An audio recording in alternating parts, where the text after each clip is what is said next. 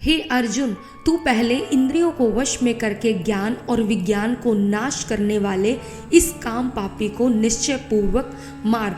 कृष्ण कहते हैं, अर्जुन, इंद्रियां, मन यही काम के वासना के मूल स्रोत हैं। इन्हीं के द्वारा वासना का सम्मोहन उठता है और जीवात्मा को घेर लेता है। यही है स्रोत। यहाँ से विषाक्त झरने फैलते हैं और जीवन को भटका देते हैं। तू पहले इन पर वश को उपलब्ध हो, तू इन्हें मार डाल। कृष्ण सख्त से सख्त शब्द का उपयोग करते हैं। वे कहते हैं, तू इन्हें मार डाल, तू इन्हें समाप्त कर दे। इस शब्द के कारण बड़ी भ्रांति पैदा हुई है। इंद्रियों को, मन को मार डाल। इससे अनेक लोगों को ऐसा लगा कि इंद्रियां काट डालो, आंखें फोड़ डालो, टांगे तोड़ दो, ना रहेंगे पैर। जब पैर ही नहीं रहेंगे तो भागोगे कैसे वासना के लिए। लेकिन उन्हें पता नहीं कि वासना बिना पैर के भागती है।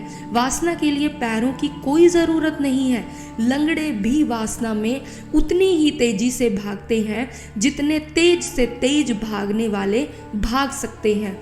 फोड़ दो आंखों को, लेकिन अंधे भी वासना में उसी तरह देखते हैं जैसे आंख वाले देखते हैं। बल्कि सच तो यह है, आंख बंद करके वासना जितनी सुंदर होकर दिखाई पड़ती है, खुली आंख से कभी दिखाई नहीं पड़ती। इसलिए जो बहुत खुली आंख से देखता है वह तो कभी वासना से ऊब भी जाता है, लेकिन जो आंख बंद करके ही देखता है वह तो कभी नहीं ऊबता है। इंद्रियों को मार डाल अर्जुन, इस वचन से बड़े ही गलत अर्थ लिए गए हैं, क्योंकि मारने की बात नहीं समझी जा सकी। हम तो मारने से एक ही मतलब समझते हैं कि किसी चीज को तोड़ डालो। जैसे कि एक बीज है, बीज को मारना दो तरह से हो सकता है। एक जैसा हम समझते हैं, बीज को मार डालो तो हम कहेंगे दो पत्थरों के बीच में दबाकर तोड़ दो, मर जाएगा। लेकिन यह बीज का मारना बहुत कुशलतापूर्ण ना हुआ, क्योंकि उसमें तो वह भी मर गया जो वृक्ष हो सकता था। बीज को मारने की कुशलता तो तब है कि बीज मरे और वृक्ष हो जाए, नहीं तो बीज को मारने से क्या फायदा होगा। निश्चित ही जब वृक्ष पैदा होता है तो बीज मरता है। बीज ना मरे तो वृक्ष पैदा नहीं होता। बीज को मरना पड़ता है, मिट जाना पड़ता है, राख धूल हो जाता है, मिट्टी में मिलकर खो जाता है, तब अंकुर पैदा होता है और वृक्ष बनता है। इंद्रियों को मारना दो पत्थरों के बीच में बीज को दबाकर मार डालने जैसी बात समझी है कुछ लोगों ने, और उसके कारण एक बहुत विक्षिप्त पागल त्यागवाद पैदा हुआ जो कहता है तोड़ दो, मिटा दो। लेकिन जिसे तुम मिटा रहे हो उसमें कुछ छिपा है, उसे तो मुक्त कर लो।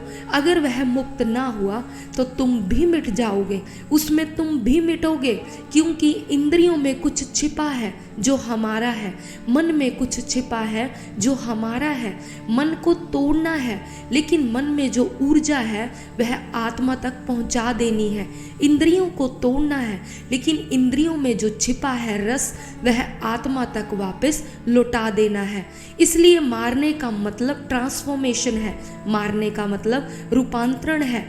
असल में रूपांतरण ही ठीक अर्थ में मृत्यु है। अब यह बड़े मजे की बात है, अगर आप बीज को दो पत्थरों से भी कुचल डालें तब भी बीज होता है, कुचला हुआ होता है।